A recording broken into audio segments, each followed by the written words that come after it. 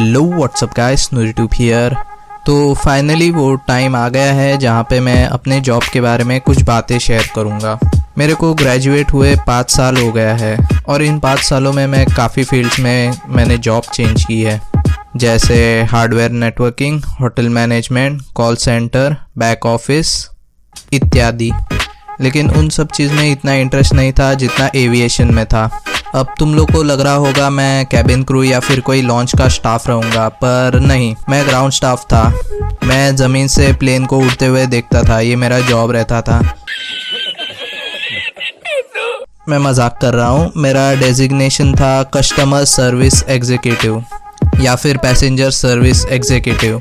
यार, ये customer service वाला फंडा मेरी ज़िंदगी से कभी निकला ही नहीं। मैं ऑलरेडी कॉल सेंटर के जॉब से थक गया था, हमेशा गालियाँ ही सुनता रहा। लेकिन इसका पॉजिटिव फैक्टर ये भी रहा कि मेरा कम्युनिकेशन काफ़ी इम्प्रूव हुआ। तो इसी वजह से एविएशन इंडस्ट्री के एचआर ने मुझे फाइनल राउंड में अप्रूव कर दिया, वरना हर इंटरव्यू में लास्ट में एचआर ही मार देता है।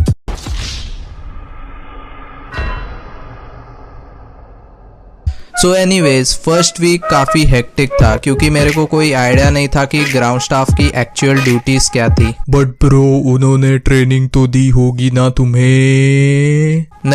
नहीं दी। उन्होंने हमारा इंटरव्यू लिया, दूसरे दिन 2 घंटे तक एक कैबिन में बिठा के रखा, कैबिन से एस्कॉर्ट करके सीधा हमें क्यू कोबिंग पे लगा दिया और कुछ ज़्यादा इतना गाइडेंस नहीं दिया।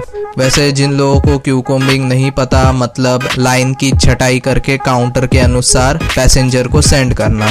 सो वीकेंड में मैंने गूगल से शिक्षा प्राप्त कर ली और थोड़ा बहुत नॉलेज आ गया कि एक्चुअल में वहाँ मेरी औकात कितनी है और कैसा है। तुम लोग कितना भी प्रिपेयर करके सीनियर के पास जाओ, सीनियर लोगों को तुम्हारी लेने में बहुत मज़ा आती है और कुछ ना कुछ फॉल्ट निकाल ही देंगे।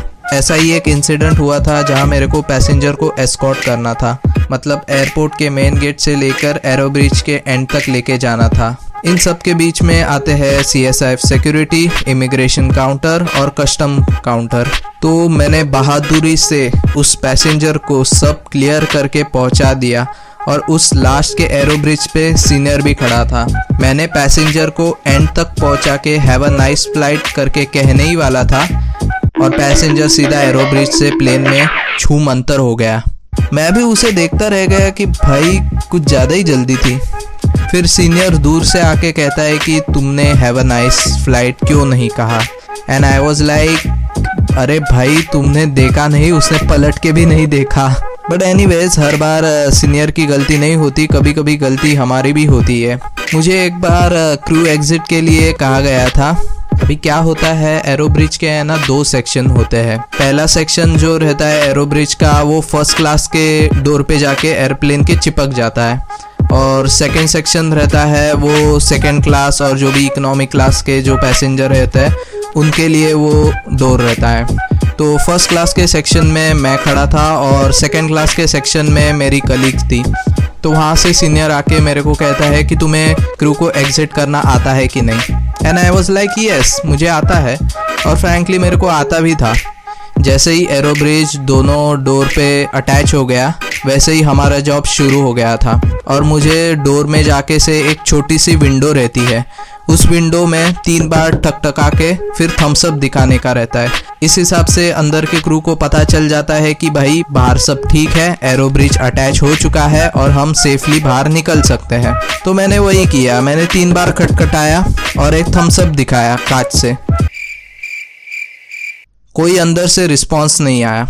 मैंने फिर वैसा ही किया, 3 बार खटखटाया और थम्स अप दिखाया, स्टिल कोई रिस्पॉन्स नहीं आया। और मेरा पता नहीं दिमाग तब क्या हुआ, मेरे को ऑलमोस्ट बाहर के डोर में हैंडल नहीं होता, लेकिन वो प्लेन कुछ अलग था, शायद एयरबस था या फिर बोइंग पर था, बोइंग 777, पता नहीं, मेरे को याद नहीं है, लेकिन उस पे हैंडल था। एंड मुझे लगा कि यार ये हैंडल को खोल के फिर कुछ करने का रहेगा। मैंने अपना दिमाग चलाया। जैसे ही मैंने हैंडल को हाथ लगाया, दूर से सीनियर है ना एकदम चिल्ला के आया, no no no no no. मेरी देख के फट गई भाई और फिर उसने जो डांटा यार, एकदम डांटा, मैं फिर कोने में जाके एरो ब्रिज के सहम गया। सो यस, बाद में उसने ही 3 बार नॉक करके अंदर से क्रू फिर एग्जिट हो गया और क्रू भी मेरे को ऐसे देखते देखते इग्नोर कर लिया और चला गया।